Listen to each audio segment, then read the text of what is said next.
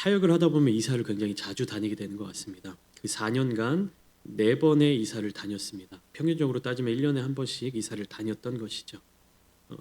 제가 살고 있는 개인적인 이제 집이 그렇게 이사를 했고요. 또 올 여름에는 어떤 일이 있었죠? 우리 교회가 중동에서 상동 이 지역으로 이사를 오게 되었습니다.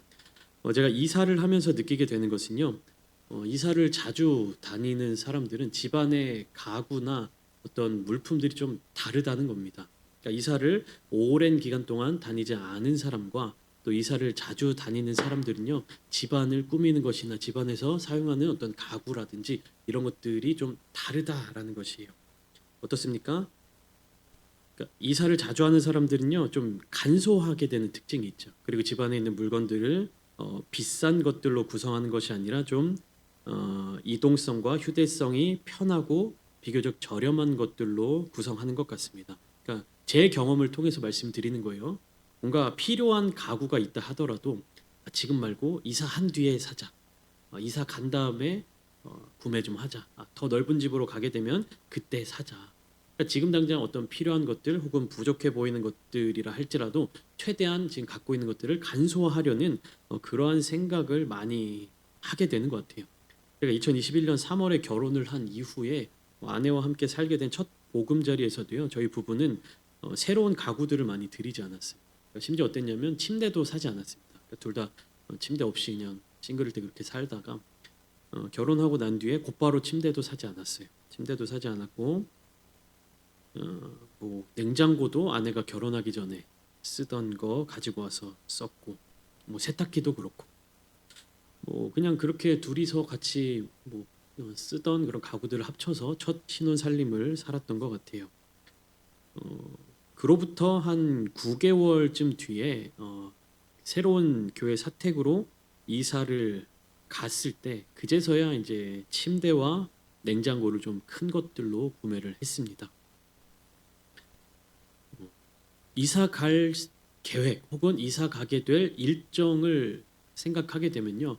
뭔가 우리 집에 큰 것들, 거창한 것들, 뭐 요란한 것들을 두기가 쉽지가 않았던 것 같습니다.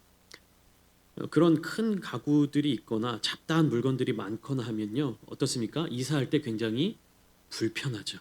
힘듭니다. 정리정돈 하는데도 엄청난 시간이 걸리고요. 또 더 큰 문제는 그런 큰 가구들이나 잡다한 소품들이 많으면 많을수록 이사 비용도 올라갑니다. 왜냐하면 이사에 투입되는 인원들이 늘어나야 할 것이고요. 그리고 그 정리하는 포장하는 그런 또 인원들도 추가돼야 하기 때문입니다. 그래서 제 개인적인 경험을 통해서 느끼게 되는 것은요. 이사를 자주 하는 집들은요. 굉장히 심플하고 간소한 삶을 사는 것 같습니다. 미니멈 라이프라고도 이야기를 하죠. 반면에 이제 이사를 자주 다니지 않는 혹은 이제 이사할 계획이 없는 집에서는 어떻습니까? 모든 가구들이 굉장히 자리를 딱 잡고 있습니다. 자리를 잡고 있는데 거기에 또 뭔가가 계속 추가가 되는 거예요. 자연스럽게. 그렇게 1년, 2년, 3년 혹은 뭐 10년, 20년의 그 기간 동안 이사를 다니지 않는 분들은 어떻습니까? 집안에 굉장히 물건들이 많고요. 많은 것들이 쌓여져 있는 것을 알 수가 있습니다. 제가 왜 이사에 대한 말씀으로 이 설교의 첫 절을 시작하냐 하면요. 지금 우리가 계속해서 나누고 있는 출애굽기의 내용들은 어떻습니까? 이스라엘 자손들이 애굽 땅에서 가나안 땅까지 이사를 가는 여정을 그리고 있는 것이에요. 근데 이사를 가는데 그 거리가 굉장히 멀게 느껴질 정도로 뺑뺑 돌아서 가게 되고요. 애굽에서 가나안 땅으로 한 번에 포장 이사를 간 것이 아니라 어떻습니까? 광야를 돌고 돌고 돌고 돌면서 터전을 잡았다가 옮겼다가 또 잡았다가 옮겼다가 계속해서 이사하는 장면들을 우리가 볼 수가 있습니다. 그들이 거쳐가는 땅은 사막이고요. 40여 년의 광야에 장막 생활을 해야 했습니다. 장막이라고 하면 천막이죠. 텐트 생활을 해야만 했습니다. 민수기 33장에 기록된 이스라엘의 광야의 여정은 40번이 넘는 이사 기록이 남아 있습니다. 어디를 떠나서 어디에 진을 쳤으며 또 그곳을 떠나서 어디에 진을 쳤으며 이것이요 계속해서 반복되면서 한 40번이 넘는 그런 이사 기록이 남아 있어요. 그리고 또 어떤 성지순례 관련 자료들을 살펴보다가 보니까요 어떤 분이 출애굽기와 민수기 그리고 여호수아에 기록된 그 내용들을 총 정리해 놓은 그 표를 보게 됐어요. 그것을 보니까 이스라엘 민족들이 총 59번의 이동이 있었다. 이렇게 결과를 나타내 보여주고 있더라고요. 40여 년간 50번이 넘는 이사를 한 것이죠. 이스라엘 민족들이. 그런데 중요한 것은 자기들이 살 집만 이사를 가게 되는 것이 아닙니다. 무엇을 또 함께 이사를 가야 하냐면요. 성막이 같이 이동하게 되어야 되는 것이. 성막은 하나님께서 이스라엘 자손들을 만나 주시겠다라고 약속하신 그런 하나님의 집이라고 이야기할 수도 있겠죠. 하나님이 거기에만 제한되어 살아가시는 것은 아니지만 하나님의 임재를 상징하는 곳, 그러니까 하나님과 이스라엘 백성들의 만남이 이루어지는 곳, 그 관계가 이어지는 장소가 바로 장막, 성막이라고 하는 곳이었습니다. 그러니까 가나안 땅에 들어가서도요, 솔로몬이 성전을 짓기 전까지 여전히 하나님께서 임재하시는 곳은 그러한 천막으로 유지되고 있었어요. 그러니까 실로라고 하는 곳에서 하나님의 장막이 거기에 여전히 세워져 있었고, 그곳에서 이스라엘 자손들은 계속해서 하나님 앞에 제사를 드리며 살아왔던 것입니다. 그런데 중요한 사실은 이 성막이라고 하는 것은요, 이스라엘 자손들이 이동해 가는 것처럼 이사를 많이 다니는 특징을 가지고 있었지만 결코 이사를 다니기에 편하게만 설계되어 있지 않았다는 사실입니다. 제가 말씀드렸듯이 이사를 자주 하는 사람들은요, 굉장히 짐들이 간소하고요, 가벼운 그런 상태의 집을 유지합니다. 그것을 생각했을 때 성막은 계속해서 이동해 다녀야 되는 곳이죠. 그러니까 최대한 간소하게, 최대한 가볍게 해야 하는 것이 상식적인 어떤 생각인데, 그러나 이 성막을 이스라엘 자손들이 제작하고 만들고 그 안에 들어갈 물품들을 비치하고 배치할 때 결코 편의성에 치중하지 않았다라는 것입니다. 그들은요, 이사 다니기 편하게, 옮겨 다니기 편하게 성막을 설계하고 지은 것이 아니라 어떻게 지었습니까? 하나님께서 명령하신 그대로 지었습니다. 그러니까 편의성보다도 정체성에 더 큰 무게를 두고 성막은 지어진 것이에요. 우리가 계속해서 광야에서 이동해야 되고 이사를 다녀야 되고 천막을 걷었다가 다시 설치했다가 그 안에 물건들을 다 거두었다가 다시 배치했다가 이런 것을 반복한다고 해서 그들은요, 자신들이 이사를 다니기에 편안하게, 옮겨 다니기에 편안하게 성막을 만들지 않았습니다. 그들에게 있어서 이 성막은요, 이스라엘 자손들이 가지는 정체성이었습니다. 그렇기 때문에 하나님께서 명령하신 그대로 만들어내는 결과를 계속해서 출애굽기 38장 39장까지 이어가고 있는 것입니다. 그러면 출애굽기 27장에서 하나님이 이스라엘 자손들에게 번제단을 어떻게 만들어야 한다라고 명령을 하셨고, 그리고 그 명령에 대해서 이스라엘 자손들이 어떻게 순종함으로 그 일들을 이루었는지가 오늘 본문을 통해서 나타나고 있는 것인데요. 1절부터 7절까지 말씀으로 번제단을 제작하는 과정이 나타나고 있습니다.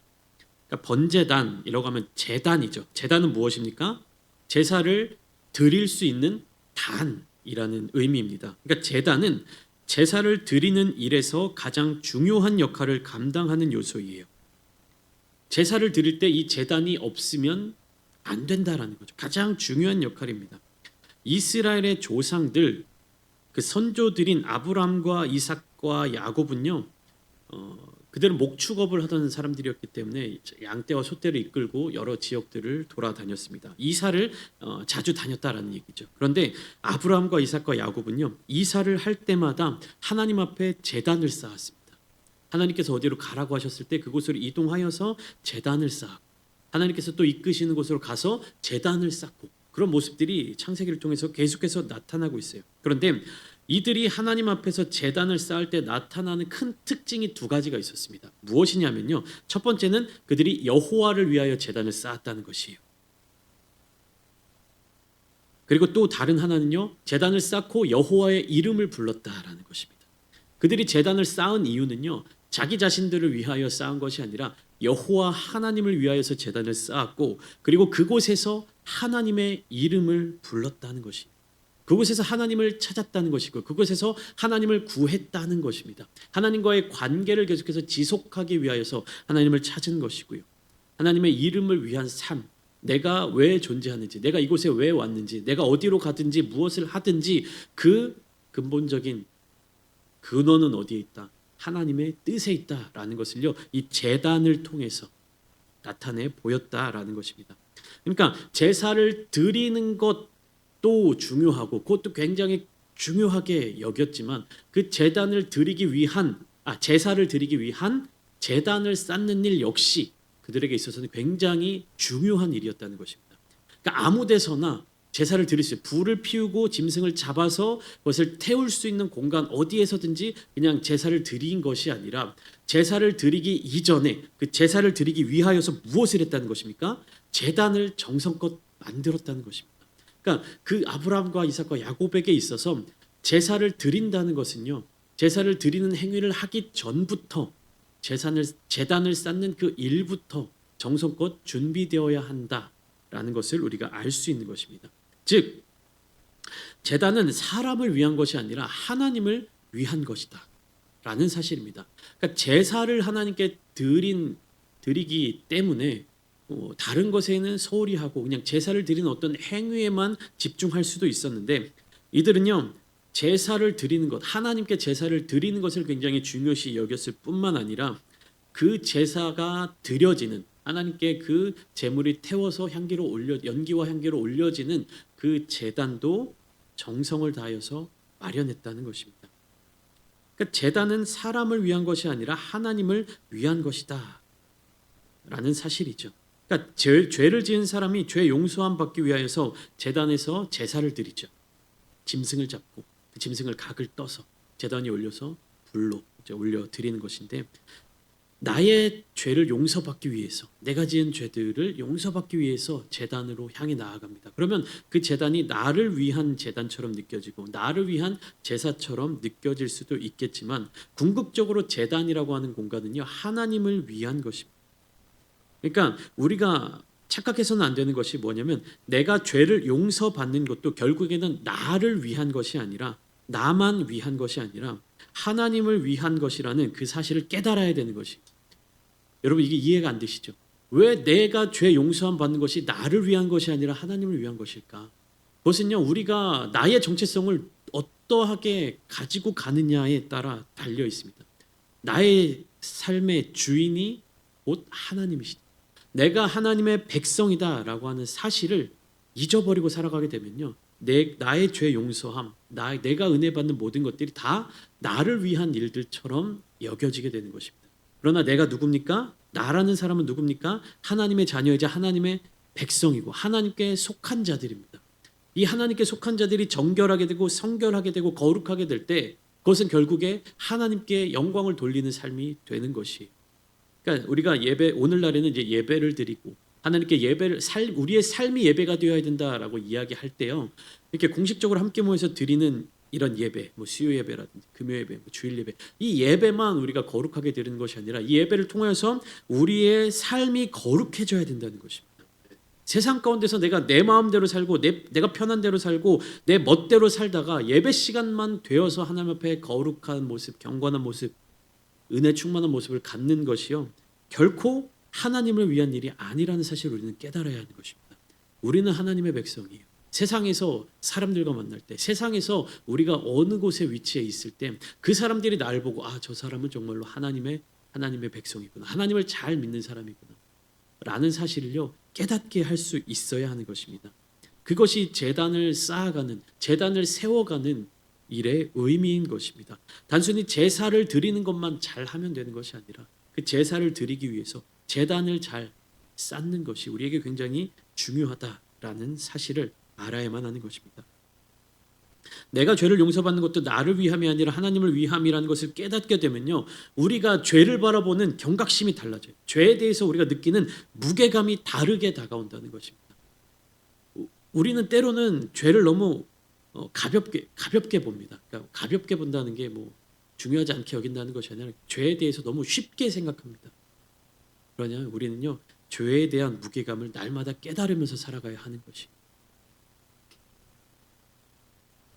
모세도 광야의 삶을 살아가면서 이미 2차례나 제단을 쌓았습니다. 이스라엘 자손들은요, 이 제단이 가지고 있는 의미가 얼마나 중요한지를 잘 알고 있었을 것입니다. 제사를 드리기 위하여서 제단을 어떻게 준비해야 하는지 모세를 통하여서 또 하나님의 말씀을 통하여서 이스라엘 자손들을 깨달아 알아갔던 것입니다. 8절 말씀을 보면요, 단 한 절의 말씀이지만 놋 물두멍에 대한 이야기가 나옵니다. 그가 놋으로 물두멍을 만들고 그 받침도 놋으로 하였으니 곧 회막문에서 수종드는 여인들의 거울로 만들었더라. 그러니까 물두멍은 어떤 것이냐면요, 쉽게 말해서 이렇게 세숫대야 같은 겁니다. 굉장히 좀 넓고 큰 세숫대야. 이것은 제사장들이 사용하는 것으로서 그 성막에 들어가기 전에 또 이후에 성전이 세워지고 난 이후에 성전에 들어가기 전에 손과 발을 깨끗하게 씻는 물을 담아두는 곳이에요.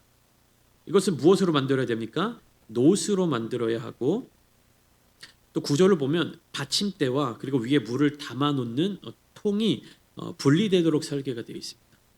좀 이렇게 손을 씻으려면 이렇게 우리가 오늘날 세면대처럼 어느 정도 높이가 있어야 되죠. 그래서 좀 이렇게 높이를 맞출 수 있도록 이렇게 단을 쌓아놓고요, 받침대를 쌓아놓고요, 그 위에 물두멍을 이제 올려놓는 것입니다. 이것이 분리될 수 있도록 설계가 되어 있는데요. 이것 역시 이동성을 고려한 디자인이라고 할 수 있겠죠.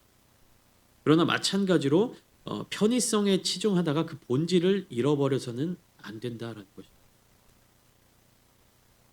어차피 또 분리할 건데, 어차피 또 저거 가져갈 건데, 뭐 받침대 없이 그냥 여기다 놓자, 이런 식으로 성막을 여기 물두멍을 두어서는 안 된다라는 이야기인 것이죠. 이후에 말씀을 보면요, 물두멍에서 씻지 않고 몸을 정결하게 하지 않고 성소에 들어가는 자들은요 모두 죽임을 당했다고 합니다.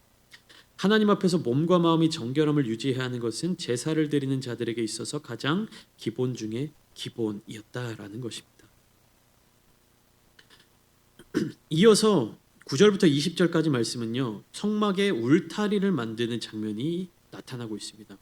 길이는 남쪽과 북쪽에 한해서 100규빗이라고 되어 있는데 이것은 약 45m 정도 되는 길이입니다. 그리고 너비는 동쪽과 서쪽으로 50규빗 정도 된다라고 기록되어 있는데 이것은 50규빗은 한 22.5m 정도가 되는 것입니다.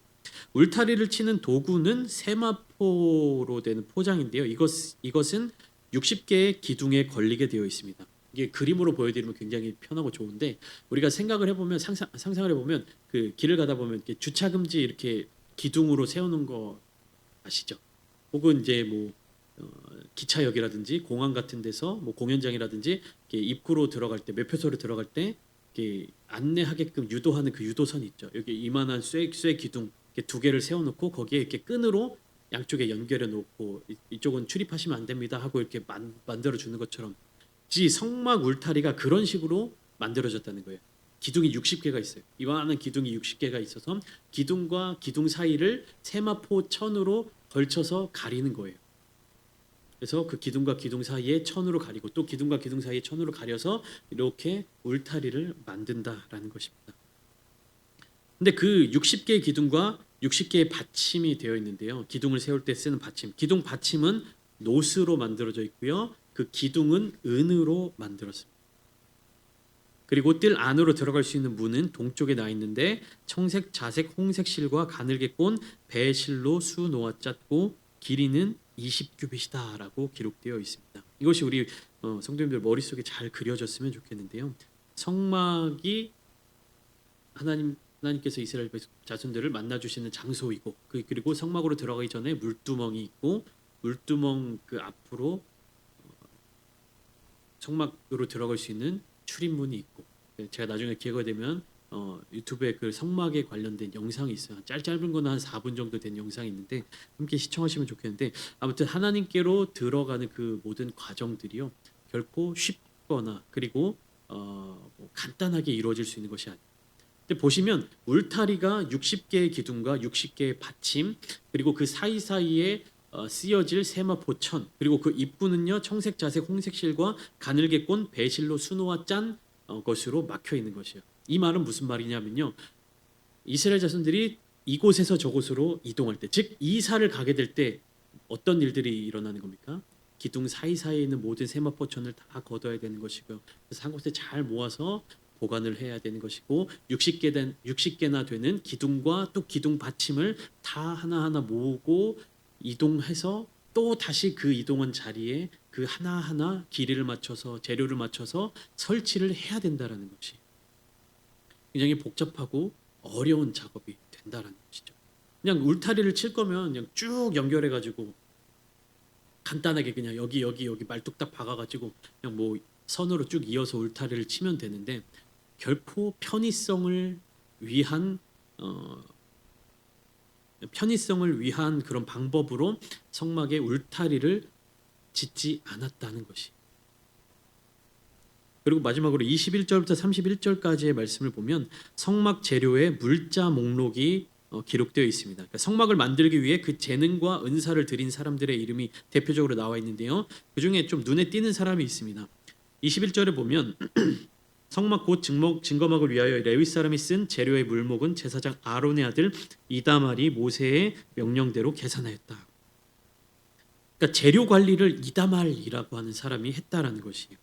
그러니까 그 모든 성막을 짓는 책임자는 부살렐이라는 사람이었고 부책임자는 오홀리압이라는 사람이었는데 그들이 그 일을 잘 수행하기 위해서 재료를 관리하고 재료를 분배하고 하는 역할을 이다말이 했다라는 것입니다. 그래서 이 이다말이 그 모든 것들을 다 계산해 보니까 성소를 건축하는 데 드는 비용이 24절부터 29절까지 쭉 나타나 있어요. 그러니까 성소 건축 비용을 보면 금이 29달란트, 은이 100달란트 정도, 그리고 노시 한 70달란트 정도 이렇게 되어 있는데요. 이것을 오늘날의 어떤 기준으로 바꿔보면 이 달란트는 무게를 의미합니다. 금 29달란트는요. 오늘날로 따지면 약 1톤 정도가 되는 거예요. 금 1톤 정도가 그 성막을 짓는 데 사용되었다. 은 100달란트와 1775세겔은 약 3.5톤이 되는 무게고요. 노 70달란트와 2400세겔은 한 2.5톤 정도 되는 분량이에요. 그렇게 많은 재료들이 이스라엘 백성들이 자원하여 드린 예물이 되었고 그것들을 잘 관리하고 분배해서 성막을 짓는 일에 쓰여졌다라는 것입니다. 근데 우리가 여기서 주목해야 될 것은요. 무엇이냐면요. 회중이 드린 은의 의미입니다. 그러니까 26절 보면 계수된 자가 20세 이상으로 60만 3,550명인즉 성소의 세겔로 각 사람에게 은 한 배가 곧 반 세겔씩이다라고 되어 있는데 60만 3,550명이 그때 당시 이스라엘 민족들 20살 이상의 성인 남성의 인구입니다. 이들에게 있어서 한 사람당 반 세겔씩 거두니까 어떻게 되냐면 은이 100달란트 정도가 거쳤다라는 것이. 이것은 무엇이냐면요. 생명값이에요. 한 사람의 반세겔이라 하는 것은요. 생명의 값입니다. 모든 성인 남성들이 누구나 빠짐없이 반세겔씩 드려야 했습니다. 그러니까 부자도 반세겔을 드려야 되고요. 가난한 사람도 반세겔을 드려야 되고 노인도 반세겔을 드려야 되고 청년도 반세겔을 드려야 했습니다. 그러니까 생명값이라고 했는데 누구에게나 다 동일하게 주어지는 값으로 책정되었다는 것이요. 부자의 생명도 반세겔, 가난한 자의 생명도 반세겔, 이미 나이가 가득 찬 노인의 생명도 반세겔, 아직 젊은 20대 청년의 생명의 값도 반세겔, 모두에게 동일하게 반세겔이었다라는 것입니다. 이 생명값은 왜 다 동일하게 주어져 있느냐? 이것은요 육신의 생명을 의미하는 것이 아니기 때문입니다. 영의 생명, 속죄의 개념으로 적용해야만 하는 것이죠. 이때 성막에 드리는 돈은 곧 그들이 하나님께 속한 것을 고백하는 상징이었고 이렇게 드려진 생명값, 이렇게 드려진 헌금은 성소를 유지하는 데에 쓰여졌다고 합니다. 사랑하는 성도 여러분, 모든 이 성막을 짓는 일이 진행되어져 가는 과정들을 보면요. 어떻게 이루어져 가고 있습니까? 하나님께서 명령하신 대로 이루어져 가고 있는 것입니다. 내가 성소를 짓고 내가 그 일을 감당하고 내가 뭔가 대단한 일을 하는 것처럼 보이지만 결국 이 부살렐과 오홀리압이라고 하는 뛰어난 기술자들도 이 성소를 만들고 성막을 만들면서 무엇을 나타내야 되는 것입니까? 하나님의 살아계심을 나타내야 되는 것이. 이다말과 같은 제사장, 뛰어난 어떤 계산 능력을 가지고 있고 그런 지혜를 가진 사람들도 결국에 누구를 위한 일을 하는 것입니까? 하나님을 위한 일을 하게 되는 것입니다. 내가 편하고 내가 무엇인가를 얻고자 나에게 어떤 유익이 되는 일을 하고자 성소를 짓는 것이 성막을 짓는 것이 아니었다라는 사실입니다. 누구를 위한 것입니까? 이 성막은 하나님을 위한 것입니다. 하나님을 위한 것이기 때문에 하나님께서 원하시는 대로, 하나님께서 명령하신 대로 행해야 하는 것이, 우리가 누군가를 위한 일을 한다고 할 때 내가 생각했을 때 저 사람에게 내가 주고 싶은 것, 내가 저 사람에게 필요하다고 느껴지는 것, 이런 것들을 막 선물로 주거나 이런 것들을 뭐 이렇게 강요를 하거나 한다면 나의 의도와는 상관없이 그 사람에게 내 마음이 악하게 전달될 수도 있다는 것이. 그렇기 때문에 하나님의 백성이라고 하는 이스라엘 자손들은요, 반드시 어떠한 행동, 어떠한 자세를 가지고 행동해야 하는 것입니까? 하나님의 뜻대로, 하나님께서 명령하신 대로. 한때 이스라엘 백성들이 시내산에서 우상을, 금송아지를 섬기면서 모두 다 하나님께 심판을 받아서 진멸할 위기에 처해 있습니다. 그러나 그 가운데 하나님께서 자비와 긍휼을 베풀어 주셔서 많은 이들이 다시금 구원받고 다시금 하나님의 사랑의 자리 가운데로 나아갈 수 있게 되었어요. 이때 이스라엘 자손들이 잊지 말아야 되는 것은요, 하나님의 은혜인 것입니다. 우리가 누구를 위해서 살아가고 있는지, 우리가 무엇을 위해서 이곳에서 성막을 짓고 있는지, 우리가 누구의 명령을 따라서 이곳에 머물러 있고 또 떠나가야 될 때 떠날 수 있는지, 이스라엘 자손들은요, 이것을 잊어버려서는 안 됐던 것입니다. 사랑하는 성도 여러분, 우리는 하나님의 명령을 잊어서는 안 됩니다. 우리가 이곳에 모인 이유가 무엇입니까? 우리가 이 땅에서 세상 속에서 살아가는 이유가 무엇입니까? 세상에서 그 사람들과 치열하게 삶을 살아내고 이 교회로 모여서 하나 되는 공동체를 이루어가는 이유가 무엇입니까? 하나님의 뜻대로 살아가기 위해서입니다. 때로는 하나님의 뜻대로 살아가는 것이 나에게 있어서 너무나도 불합리하다라고 느껴질 때가 있습니다. 너무나도 어렵다라고 느껴질 때도 있고요. 억울한 마음이 들 때도 있습니다. 그러나 우리는 하나님께 속한 하나님의 백성임을 날마다 기억하며 살아야 할 것입니다. 하나님의 인도하심을 따라서 가나안 땅까지의 여정을 묵묵하게 나아가는 이스라엘 자손들처럼 우리 또한 하나님께서 인도하시는 그 천국 본향을 향하여서 나아갈 때 우리의 마음에 합한, 우리의 마음에 만족스러운 그러한 신앙생활을 하는 것이 아니라 하나님께서 기뻐하시는 모습으로 살아가야 할 줄 믿습니다. 이 시간 함께 기도하실 때, 하나님, 내가 정말로 하나님의 백성된 자로서 삶을 살아내겠습니다.